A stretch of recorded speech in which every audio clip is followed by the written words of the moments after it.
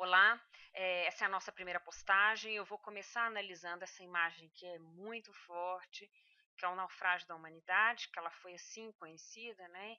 Em que a gente tem retratado esse pequeno menino sírio de apenas 3 anos. É, mas eu não podia me furtar a analisar essa imagem. Eu de verdade não gostaria de começar por ela, não gostaria que essa imagem existisse.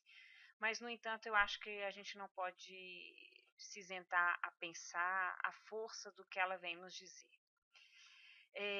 As três questões que eu quero levantar, com que eu vou me concentrar agora nessa postagem, são: eu quero entender por que essa imagem, a despeito de todas as outras imagens que estão sendo feitas sobre esse conflito, que começa em 2011, muito em grande medida por causa de uma transição mal feita durante a Primavera Árabe contra os governos ditatoriais que abriram um vácuo de poder aí que foi ocupado, infelizmente, por grupos terroristas como o Estado Islâmico, e no caso da Síria, né, pela repressão muito dura do Bashar al-Assad. Em que medida essas outras imagens não tiveram a força que essa teve de mobilizar a opinião pública? Quais são os elementos que ela traz que a diferencia das demais? Esse é o primeiro ponto. Depois eu quero tentar também levantar os dilemas éticos em exibir imagens de sofrimento dos outros. Qual que é a função da exibição dessas imagens? Elas podem, de fato, ajudar a mudar a mentalidade social, a alterar políticas públicas e o rumo da história ou não?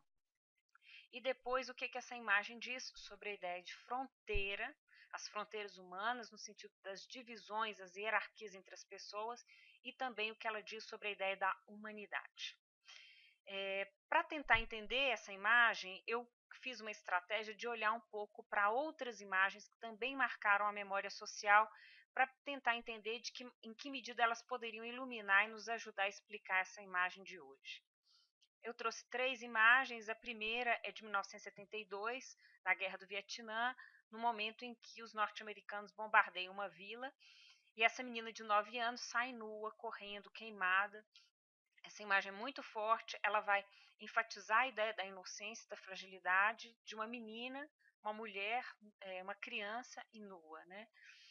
Essa imagem ela vai ser muito importante naquele momento também, no sentido de mobilizar ainda mais a opinião pública que era contra a guerra do Vietnã.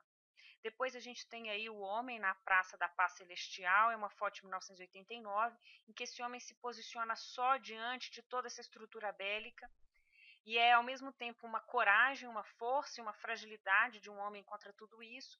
E a foto vai dar uma outra dimensão a essa atitude, né? As pessoas passam a se posicionar a favor desse homem e a pensar a guerra como algo despropositado. É, e por fim, essa imagem que é muito forte, que é de 1994, é uma imagem que ganhou o prêmio Pulitzer, depois ela é chamada como Espreitando a Morte, do Kevin Carter, que ela vai marcar também um dilema ético do próprio fotógrafo. O Carter, depois de 4 meses de tirar essa foto, ele comete suicídio. Eu acho que em grande medida nesse dilema sobre qual que é a possibilidade da gente alterar ou não as coisas e a nossa potência e a nossa impotência em relação às imagens. Então, o que a gente pode tirar em comum dessas imagens? A ideia da fragilidade, né, a ideia dessa inocência muito marcada pelas crianças, versus uma guerra que é intencional, que é marcada por intencionalidades que às vezes escapam até a nossa compreensão, que são intencionalidades econômicas e outras mil que a gente sequer participa das decisões de haver uma guerra ou não. E também a ideia de uma coragem e desse enquadramento, dessa simbolização da humanidade versus uma estrutura dos estados e de decisões que escapam o ser humano individual. Então, é o indivíduo versus estruturas maiores, né? Agora, eu vou retomar, então, a discussão da nossa imagem. Eu vou passar rapidamente por outras imagens desta crise migratória que a gente está vivendo atualmente na Europa e mostrar que houveram outras também fotos e elas não ganharam tanta força quanto a do menino sírio, do Aylan. Aí eu tenho fotos de famílias, né, saindo das embarcações. Essa foto que foi feita, uma foto aérea, mostrando aí a fragilidade dessas embarcações, a quantidade de pessoas tentando fazer essa travessia para a Europa. e a imagem que ficou marcada, né, que vai se destacar de todas as demais, e enfim conseguir captar a atenção das pessoas. É de uma fotógrafa turca, eu não vou saber falar o nome dela, mas eu coloquei o nome dela aí, Nilufer Demir. É, e aí agora eu quero pensar, que elementos que essa imagem tem que podem ter captado tanto a nossa atenção? Um elemento importante é a questão da empatia e da identificação. Ele é um menino vestido como qualquer menino da idade dele, né? Com todo esse cuidado maternal, a roupinha, o sapatinho, a posição dele de bruços, né? Que dá a impressão de que ele está dormindo ali serenamente. Tanto é que algumas pessoas desenharam, fizeram essa charge dele deitado numa cama, como deveria ter sido o final dessa história, né? Infelizmente não foi. E a ambiguidade entre a inocência dessa criança e a violência dessa morte despropositada. Essa oscilação entre o acolhimento e a rejeição estão marcadas aí nessa posição. Uma outra coisa também importante que o Gabriel Zacarias vai destacar é o fato do rosto dele não aparecer, né? Então, o que dá a ele ainda um caráter mais genérico, em que a gente pode identificar nessa criança qualquer outra criança. E mais do que isso, até o próprio hashtag que acompanha essa imagem, eu acho que ele é importante de ser analisado. Quando eu falo naufrágio da humanidade, eu estou identificando esse menino como a própria humanidade. Então, esse caráter genérico ganha uma outra dimensão, ou seja, ele representa o que a gente tem de melhor, o que a gente tem de mais integrado entre nós, né? Essa humanidade que não vê distinções de cores, de gêneros e nem de nacionalidades. Então, ele vai ao mesmo tempo representar esse melhor, mas também o pior, a falência da humanidade em acolher toda essa diversidade como uma coisa só. Né? Representa então simultaneamente um mundo sem fronteiras e um mundo ainda demarcado por essas fronteiras. Para mim, essa charge representa exatamente esse raciocínio. O menino está nessa posição do mar, eu acho emblemático ele estar ali. O mar, que é essa coisa do que é incontável, do que é indefinido, do que nos liga, do que nos une, versus um mundo aí, esse mundo antigo, marcado por fronteiras e muito bem delimitado.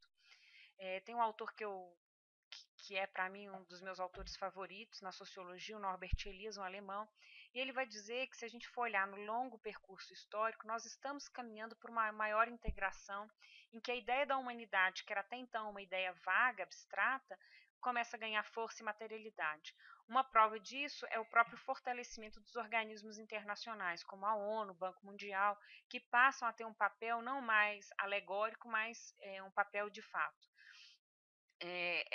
Parece estranho falar isso, justo no mundo que as fronteiras estão aí, mas se a gente for pensar na longa duração histórica, né, um mundo em que a gente teve escravidão, que a cor demarcava o lugar das pessoas, que o lugar de nascimento demarcava a sua impossibilidade de ascender, eu acho que a gente está transitando para isso. Talvez seja o último passo aí, pensar a nacionalidade como uma fronteira.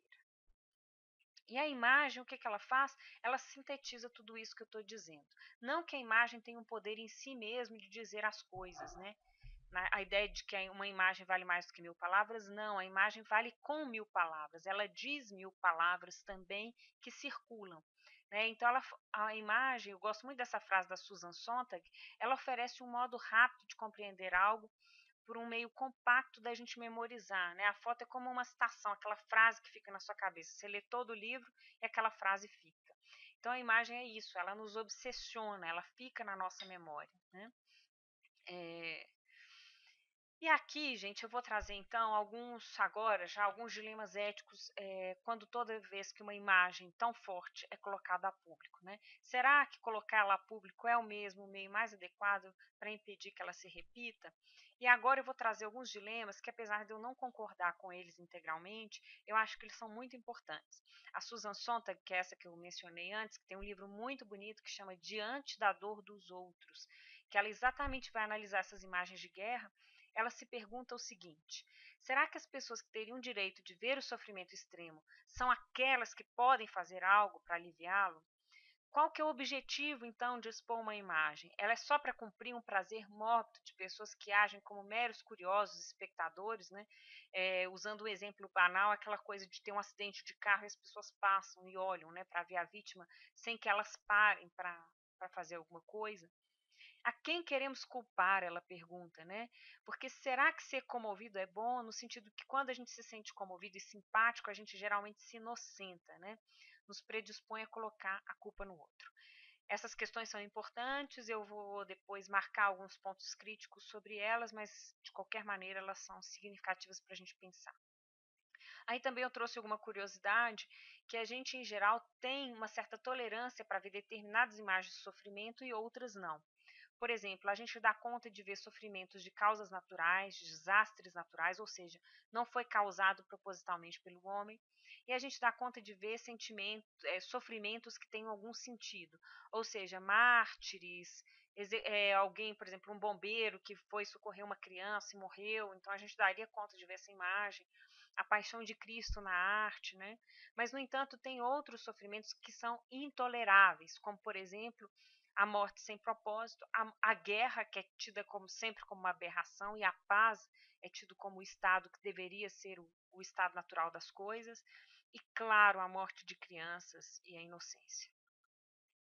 A gente dá conta, por exemplo, de ver essa imagem na arte e não dá conta de vê-la na fotografia. Também tem essa diferença entre o suporte, né? A fotografia parece que você está vendo a coisa tal como ela é. E na arte, aí eu trouxe até as charges que circularam muito, essa criança com as asas agora, eu dou um sentido para essa morte, né? Ela não fica tão despropositada. Então, o que importa é, sobretudo, como nós reagimos às imagens. Elas em si mesmas, elas não têm poder de fazer as coisas, né? É como as pessoas começaram a compartilhar, como ela de fato mobiliza a opinião pública que nos interessa. Então, aqui, contrariando ao fim a Susan Sontag, eu acho que essa imagem produziu sim um efeito sobre as pessoas, especialmente sobre a própria sociedade europeia, né, que agiu de forma até mais rápida que seus representantes, dando um exemplo belíssimo, né, eu até me arrepio, é que os islandeses, 11 mil islandeses, abriram a própria casa para receber os imigrantes. Além de alemães, os próprios brasileiros também. Aqui não é uma crítica também aos representantes, que por um lado a gente tem que compreender que eles estão ali diante de uma decisão coletiva e estão lidando com uma série de variáveis econômicas, demográficas e tudo mais. Mas é bonito ver como que a sociedade respondeu rapidamente, em grande medida acelerado por essa imagem. E é também uma imagem que pode promover uma mudança de mentalidade, no sentido, o que nos separa do outro, né? A questão das fronteiras, porque no limite todos somos individualmente diferentes uns dos outros, né? Independente da nossa nacionalidade, o nosso rosto, a nossa voz, a nossa história, nós somos únicos. E o que nos liga é a humanidade. Então não faz sentido outro tipo de separação que seja de cor, de gênero e nem de nacionalidade. Somos todos humanos. Né? Tem um hashtag que fala somos todos imigrantes. Eu gosto disso. Eu gostaria de somos todos humanos. Né? É isso, espero ter contribuído para a reflexão. Pesado, difícil ter começado com essa imagem, mas necessário. Por fim, eu vou dar 2 dicas de 2 livros que me ajudaram a pensar. Um deles é o meu livro favorito, A Sociedade dos Indivíduos, do Norbert Elias. Ele pode ser encontrado, ele é da editora Zahar, pode ser encontrado online pela Livraria Cultura e impresso também, ele é um pouquinho mais caro. Ai, é difícil. Esse livro da Susan Sontag, Diante da Dor dos Outros, também é um livro muito bonito, que traz essas reflexões, algumas que eu já levantei para vocês. Ele é da Companhia das Letras, pode ser encontrado online no próprio site da companhia, na Livraria Cultura e na Saraiva. Infelizmente, ele não é encontrado impresso, só online. E é isso, espero fazer outras postagens, né? Eu vou variar para vocês o ritmo aí das postagens, sempre de forma curta. Se vocês quiserem me seguir, tá aí o Isabelle Anchieta, tanto no Facebook, figura pública, com S, 2 L's e E, né? Como está escrito, e no YouTube. Aguardo vocês para as próximas postagens e muito obrigado pela companhia.